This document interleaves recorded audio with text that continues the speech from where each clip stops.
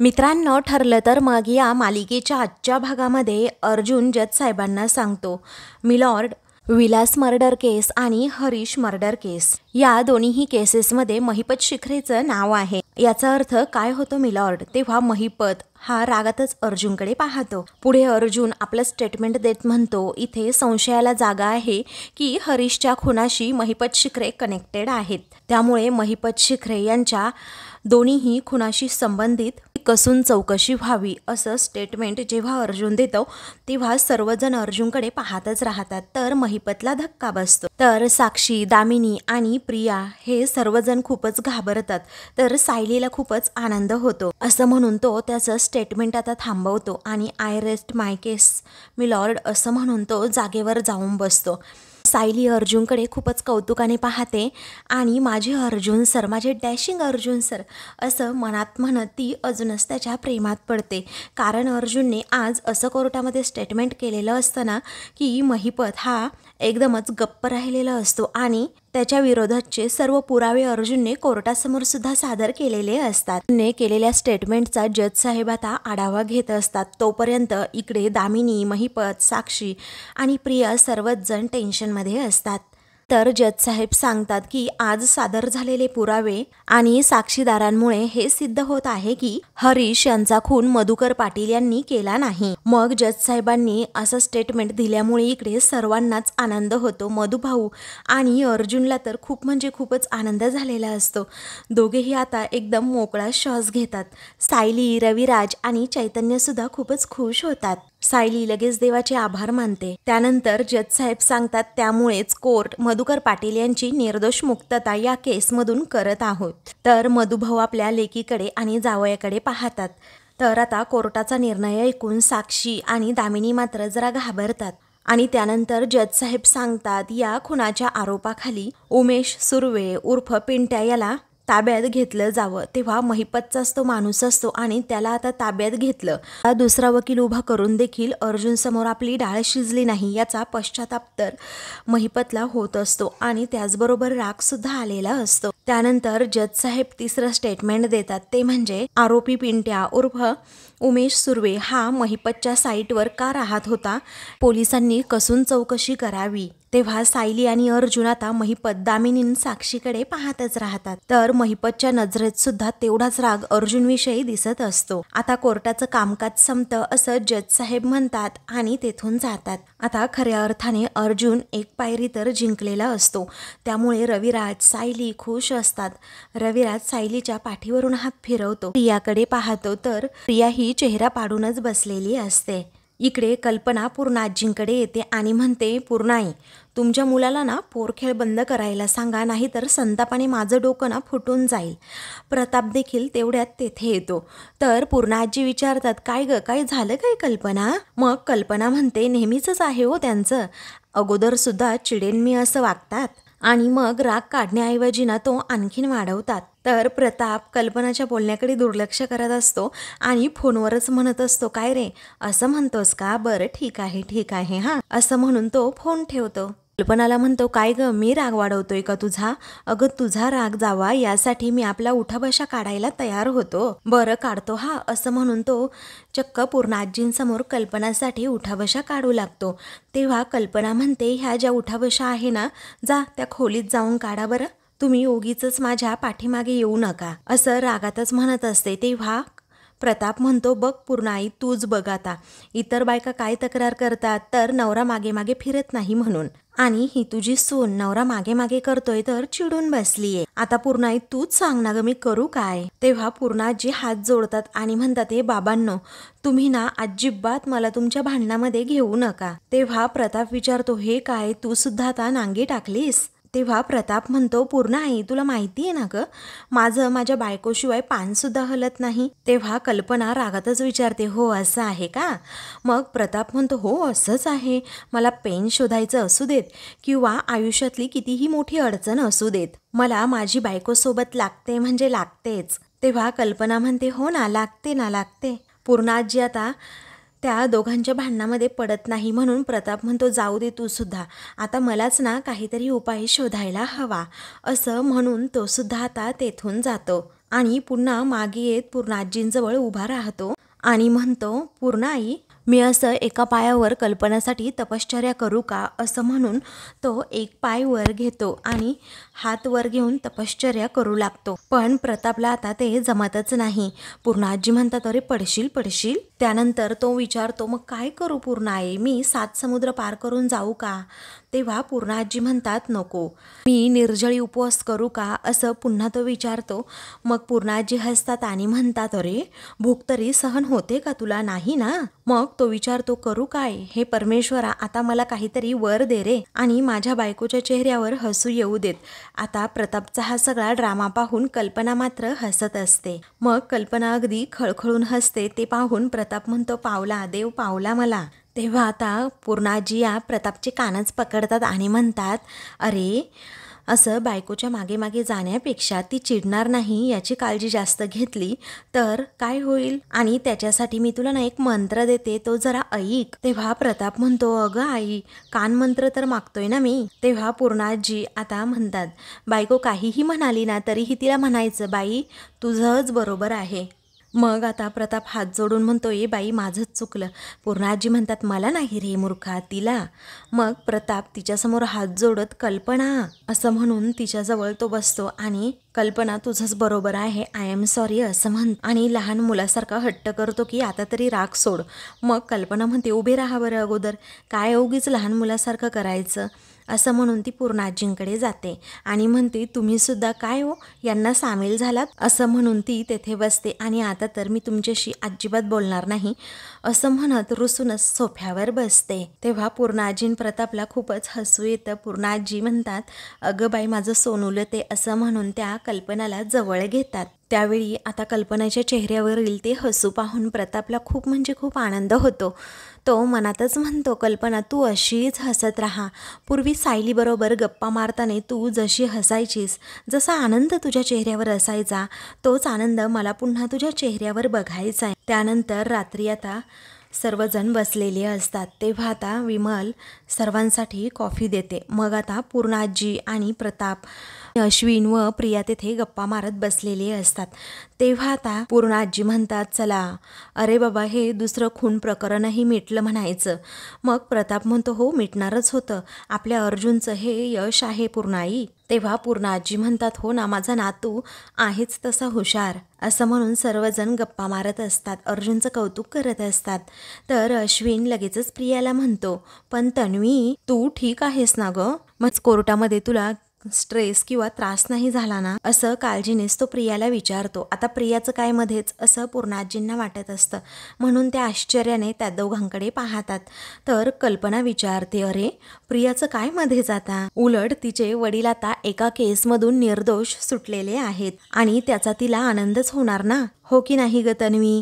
तरीही आपलं तन्वीच्या चेहऱ्यावर नेहमीसारखे 12च वाजलेले असतात आणि सर्वांना सांगण्यासाठी आणि दाखवण्यासाठी फक्त हो हो ती करत राहते. तेवढ्यातच सायली, अर्जुन आणि मधुभाऊ तेथे येतात. मधुभाऊंना आता खूप आनंद झालेला असतो की या खून प्रकरणाचा आणि माझा काही एक संबंध नाही आणि माझ्या जावयाने शेवटी हे सिद्ध करून दाखवलंच. मग आता ते तिघेही आल्यानंतर प्रताप म्हणतो, या या. तर प्रिया अगदी दातोट खातच त्या तिघांकडे पाहत असते. प्रताप म्हणतो, कॉंग्रॅट्स अर्जुन, अरे आम्हाला तन्वीने सगळी बातमी सांगितली हां, कोर्टामध्ये काय काय झालं ते. तर प्रिया अजूनच रागात त्या दोघांकडे पाहते. त्यानंतर मधुभाऊंना जरा वाईटच वाटतं, कारण या सर्वांनी माझ्यावर ज्या प्रकारे आरोप केले ते आरोप त्यांना सहन झालेले नसतात आणि म्हणूनच ते म्हणतात, साऊबाळा मी जातो माझ्या खोलीमध्ये आता तिकडे.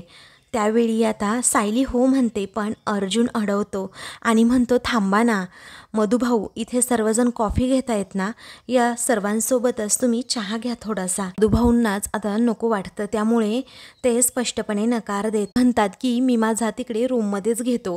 त्यावेळी अर्जुन म्हणतो, कशाला, अहो पूर्ण फॅमिली इथे एकत्र आहे ना मधुभाऊ, आणि तुम्ही सुद्धा एक या फॅमिलीचे मेंबरच आहात. तर प्रिया, कल्पना आणि पूर्णाजी यांना अजिबातच हे आवडलेलं नसतं.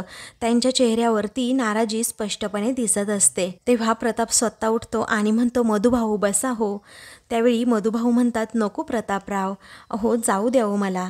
तेव्हा प्रताप अजूनच हट्ट करतो आणि म्हणतो, मधुभाऊ बसा हो बसा. तेव्हा अर्जुन म्हणतो, मधुभाऊ आता डॅडसुद्धा सांगतायत ना तुम्हाला, चला बरं मग बसा बरं तुम्ही इथे. त्यानंतर आता सारखेच मधुभाऊंना प्रताप आणि अर्जुन फोर्स करत असल्यामुळे इकडे प्रियाचा अगदी जळफळाटच होतो. आता राग कुठे व्यक्त करायचा म्हणून ती जरा रागातच म्हणते, अरे अर्जुन आता नको म्हणतायत ना ते, मग नाही बसू देत ना त्यांना इथे, तू कशाला उगीच फोर्स करतोय. तसंही आता फक्त एकच टेन्शन गेलंय ना, आणि आधीचं टेन्शन अजून तसंच आहे, त्यामुळे त्यांना थोडा आराम करू देत. अर्जुनला ती आता सांगते तर सर्वजण प्रियाकडे पाहतच राहतात. तर अर्जुन आणि सायली एकमेकांकडे पाहतात, कारण त्यांना माहीत असतं हिला नक्की काय खुपतंय ते. तेव्हा अर्जुन स्पष्टपणे विचारतो, प्रिया तू नक्की यांची मुलगीच आहेस ना ग? तरीही तुला मधुभाऊ एका मर्डर केसमध्ये इन्व्हॉल्व असलेली एक व्यक्ती दिसते का? एवढंच बस. तेव्हा प्रिया म्हणते, अरे मी एवढंच म्हणाले की विलासच्या खुनातून अजून निर्दोष मुक्तता नाही झाली आहे मधुभाऊंची, त्यामुळे ते टेन्शन तर असणारच आहे ना. बोलून ती पुन्हा एकदा मधुभाऊंना दोषी ठरवते. त्यामुळे अर्जुन हाताचा इशारा करून तिला गप्प करतो. त्यावेळी सायली मधुभाऊंची बाजू घेत प्रियाला सुनावत म्हणते, मधुभाऊ केसमधून सुद्धा सुटतील प्रिया, कारण आज किती तडफदारपणे यांनी मधुभाऊंची बाजू मांडून ह्या मधुभाऊंना खुनाच्या प्रकरणातून कसं मुक्त केलं हे तू पाहिलंच असशील कोर्टात. तरीही तुला शंका येतेय का? तेव्हा अर्जुन एकदम सिरियस होतो आणि म्हणतो, ज्यांना शंका घ्यायची आहे ना त्यांना शंका घेऊ देत सायली, कारण मला त्याने काही म्हणजे काहीच फरक पडत नाही. आता या बरं मधुभाऊ तुम्ही या इथे बसा बरं, असं म्हणून अर्जुन पुन्हा एकदा हट्ट करून मधुभाऊंना तेथे सर्वांबरोबर बसवतोच. मधुभाऊ बिचारे आपले खाली मान घालून बसतात. तेव्हा अर्जुन सांगतो, विमल मधुभाऊंचा चहा ना इकडेच घेऊन ये. तेव्हा आणते हा, असं म्हणून ती किचनमध्ये जाते. तर प्रिया मात्र आता रागातच मधुभाऊंकडे, अर्जुनकडे आणि सायलीकडे पाहत असते, कारण अर्जुनचं यश मधुभाऊंबद्दलचं तिला पाहवतच नसतं. ज्या प्रकारे अर्जुनने स्टेटमेंट दिलं कोर्टामध्ये, तो प्रकार पाहून तर प्रियाला आता घामच फुटलेला असतो, कारण अर्जुन आता एक एक अशीच पायरी चढत मधुभाऊंना या विलास मर्डर केसमधून कधी मुक्त करेल आपल्याला सुद्धा कळणार नाही, आणि आपण या सगळ्या प्रकरणामध्ये कधी अडकू याची सुद्धा भीती प्रियाला वाटत असते, आणि म्हणूनच ती नेहमी मधुभाऊंना बोलत असते. त्यानंतर सायली आता खूपच कौतुकाने अर्जुनकडे पाहत असते. अर्जुन सुद्धा तिच्याकडे पाहून आता हसत असतो. आता सर्वांचा चहा वगैरे कॉफी वगैरे पिऊन झाल्यानंतर सायली आणि अर्जुन दोघेही रूममध्ये येतात. सायली आपली पर्स खुर्चीवर ठेवते, पण तिची नजर फक्त आणि फक्त अर्जुनवरच असते. त्यानंतर आता सायली खूप कौतुकाने अर्जुनकडे पाहत मनातच विचार करू लागते आणि म्हणते, गेल्या जन्मी मी काय पुण्य केलं असेल की माझं यांच्याबरोबर लग्न झालं. आज हरीशच्या केसमधून माझ्या मधुभाऊंना यांनी सोडवलं, आता विलासच्या केसमधून सुद्धा हे सोडवतीलच, असं म्हणून ती त्याच्याकडे पुन्हा एकदा पाहतच राहते. अर्जुनचं लक्ष मात्र तिच्याकडे नसतं, तो आपला आवरत असतो. अर्जुनच्या प्रेमामध्ये त्याच्या हुशारीवर फुलवेडी झालेली असते, आणि त्यानंतर ती दार बंद करून घेते. तेथे फ्लावर पॉट जवळ जाते आणि तेथून एक छान असं लाल गुलाबाचं फूल हातात घेते आणि पुन्हा पुन्हा अर्जुनकडे एकटक पाहते आणि अगदी डॅशिंग स्टाईलमध्ये उभं राहत आपले केस मागे करत म्हणते, ए हिरो पलट, असं म्हणून ती त्याला आता एकदम स्टाईलमध्येच म्हणते. तेव्हा अर्जुनला आश्चर्याचा धक्काच बसतो की ही सायली ए हिरो कुणाला म्हणाली. मग तो आश्चर्याने विचारतो, काय? आता सायलीने एकदम तिचा लुकच चेंज केलेला असतो, ती एकदम अशी डॅशिंग स्टाईलमध्ये उभी राहिलेली असते. तर अर्जुन खूप वेळ तिच्याकडे पाहतच राहतो. मग सायली आपलं प्रेम व्यक्त करत पुढे येते आणि म्हणते, मेरे से प्यार करेगा ना, हमेशा मेरा साथ देगा ना, और बुढ़ापे में मुझे छोडेगा तो नहीं. तेव्हा सायलीचं हे बोलणं ऐकून अर्जुन तर अगदी आश्चर्याने तिच्याकडे पाहतो. आता त्याला हसू येत असतं, कारण सायलीने आता एका वेगळ्या स्टाईलमध्ये त्याला हे सगळं बोलून दाखवलेलं असतं. तो अगदी हसतच विचारतो, तू ओके आहेस ना? सायली म्हणते, नहीं मैं ओके नहीं हूँ, मैं तो तेरे प्यार में पागल हो गई हूँ. तेव्हा अर्जुन पुन्हा आता सायलीकडे पाहतो आणि त्यालाच अगदी लाजल्यासारखं होतं. त्याला विश्वासच बसत नाही की ही माझी एवढी साधी भोळी सायली हे मला बोलतीये. तेव्हा तो आता विचारतो, हे काय चाललंय काय तुझं? तेव्हा क्या चल रहा है, मतलब तेरे से प्यार करती हूँ आणि तेरे को बता भी नहीं सकती हूँ क्या. म्हणून ती पुन्हा पुन्हा आपल्या बोलण्यातून त्याच्यावर असणारं प्रेम व्यक्त करत असते. तेव्हा अर्जुन विचारतो, पण हे असं असं म्हणून तो तिच्या पुन्हा एकदा त्या उभं राहण्याच्या स्टाईलकडे पाहतच राहतो. ती म्हणते, असं म्हणजे कसं? म्हणजे नेहमी हिरोनेच हिरोईनीला गुलाब द्यायचं आणि तू माझ्यावर प्रेम करतेस का असं विचारायचं असतं का? आणि त्यावर हिरोईनीने फक्त लाजायचं आणि जमीन कुरतडत बसायची का? तेव्हा अर्जुन आता स्वतःच्या पायांकडे पाहत राहतो.